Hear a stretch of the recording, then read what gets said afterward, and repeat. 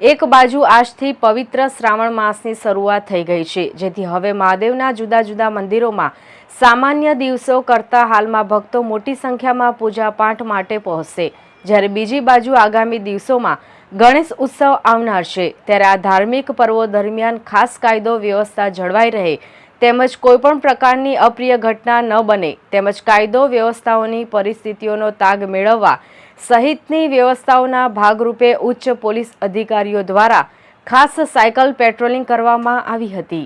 આગામી દિવસોમાં સુરત સહિત દેશભરમાં ગણેશ ઉત્સવની ઉજવણી કરવામાં આવશે। શહેરમાં ઠેર ઠેર ગણેશજીની પ્રતિમાઓની સ્થાપના થશે, જેથી અત્યારથી જ અલગ અલગ ગણેશ મંડળો દ્વારા મૂર્તિઓ લાવવાની શરૂઆત કરી દેવામાં આવી છે। ત્યારે હવે સુરત શહેરમાં આગામી સમયમાં આવનાર ગણેશ ચતુર્થીને ધ્યાને રાખીને ખાસ police commissioner Wabang Zameer, DCP Chirag Patel તથા સલાબતપુરા પીઆઈ કે.ડી. જાડેજા સહિત પોલીસ સ્ટાફ સાથે સ્થાપના તેમજ વિસર્જન રૂટ ઉપર સાયકલ પેટ્રોલિંગ કરવામાં આવી હતી।